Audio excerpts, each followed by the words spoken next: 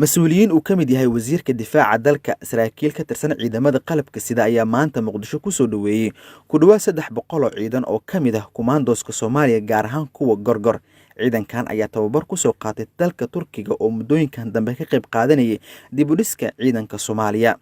ugu horreyn munaasabadii lagu soo dhaweynayay waxaa ka hadlay taliye ku-xigeenka ciidanka xoogga dalka Maxamed Cali Bariise ciidamada kumaandoosta noo yimid soo dhawaada farxad gaar ay noo tahay maanta inaan soo dhaweyno oo aan ku soo dhaweyno dalkiina hooyo waxaan leenahay soo dhawaada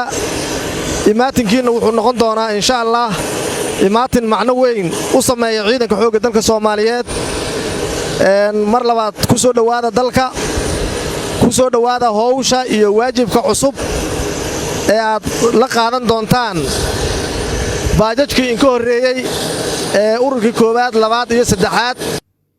wasiirka difaaca xukuumadda federaalka ee Soomaaliya xildhibaan Xasan Cali Maxamed Amar Dambe ayaa sheegay in xilligan lagu guda jiro sidii loo xoojin lahaa dib u dhiska lagu sameeyo ciidamada qalabka sida ee dalka maanta waa maalin noo farxad badan waxaad xasuusataan 120 cisho ka hor waxaad ka baxdeen dalkiina hooyo waxaad muujiseen mas'uuliyad waxaad muujiseen aaminaad waxaad muujiseen runtii karti inaad dalkiina wax u soo barataan oo dibna ugu soo laabataan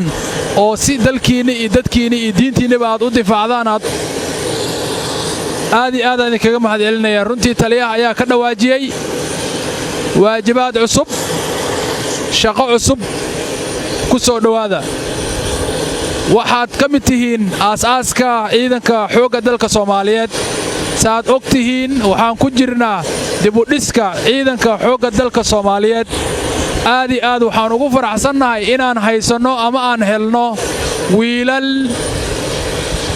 dhalinyaro ah diyaar u noqday inay bixiyaan naftooda erdigooda sharafkooda inay dalkooda hooyo u bixiyaan si ay ugu difaacaan diintooda si ay ugu difaacaan dalkooda hooyo waa la socotaan dalka dhibaato badan ayaa ka jirto